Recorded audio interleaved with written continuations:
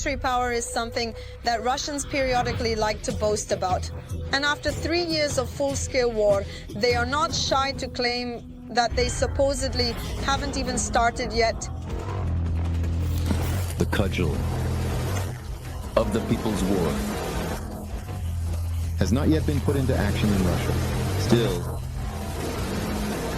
We and have not yet begun to act on a full scale. But do they have anything to start with, and did they ever have it at all? Russia will say, of course, that you haven't seen such power yet. The truth is, they remain silent about the fact that it hasn't been seen because it's all just on paper.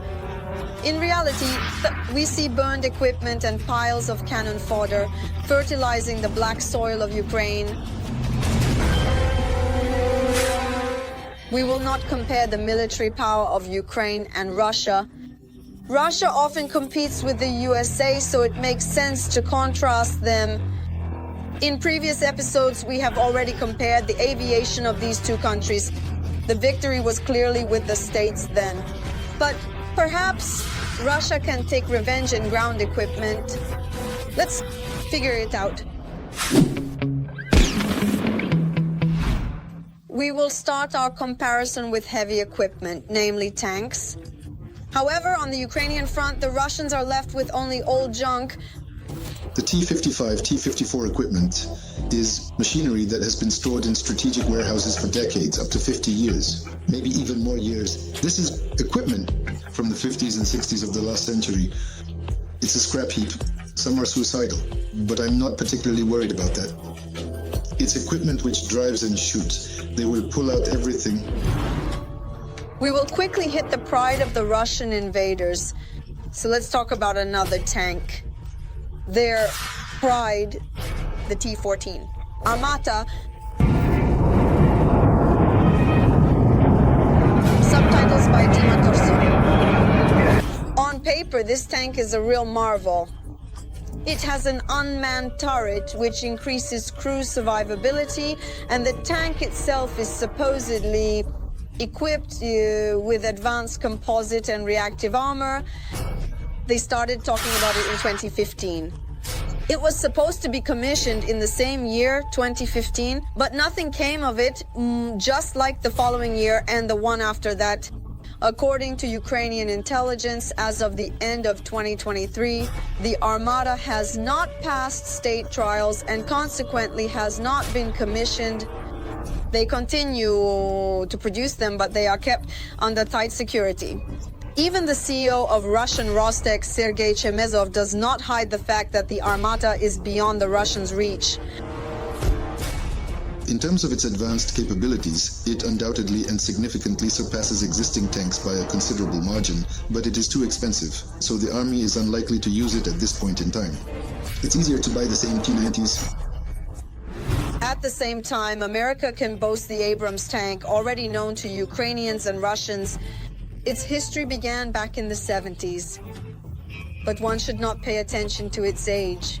A tank that has already been through fire, water, and the trials of war, proving its effectiveness.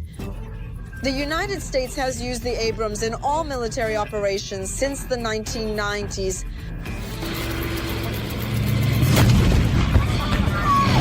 The highlight of the tank is that the Abrams was the first to be equipped with an anti-tank shell with depleted uranium. Thanks to this, the ammunition can damage any other equipment.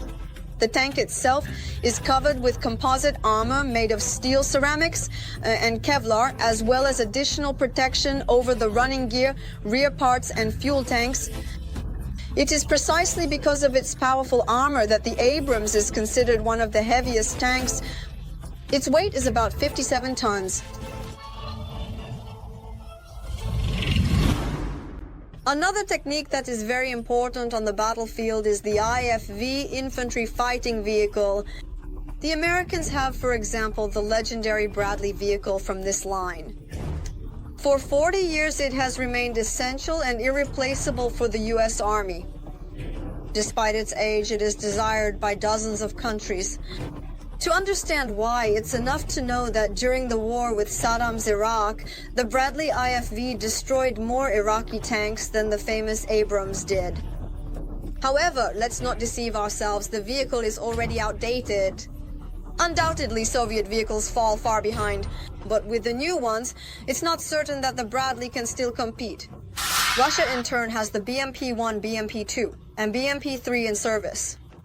Yes, they weren't very creative with the names. These are all Soviet weapons.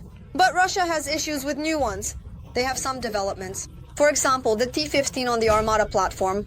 But there's no point in talking about them yet, considering that they haven't even perfected the Armata. In 2024, this kind of BMP was caught on video.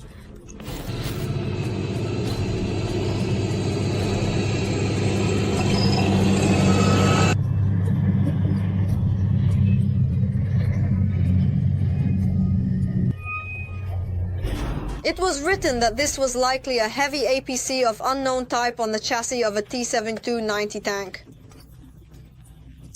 In short, it's a novelty, but nothing more is known about it. Let's call it a draw in this round. But in the next round, Russia will have a tough time as we will compare our MLRs and the American representative. Russians know very well.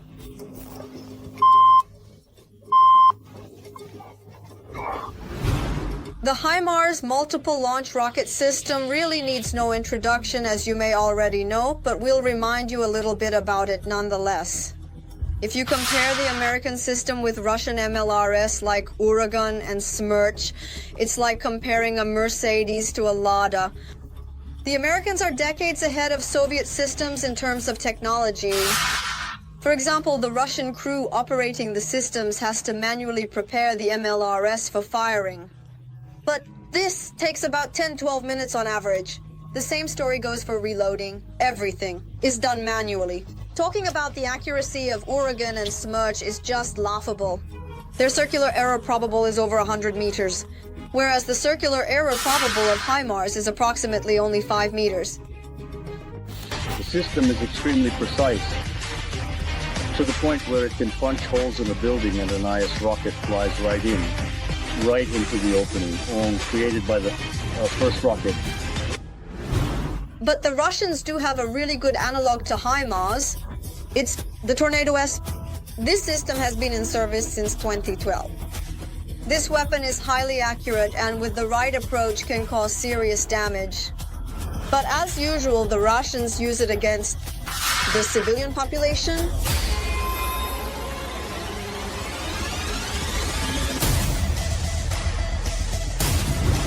Write in the comments below the video who you think won in this improvised ground equipment battle and let us know.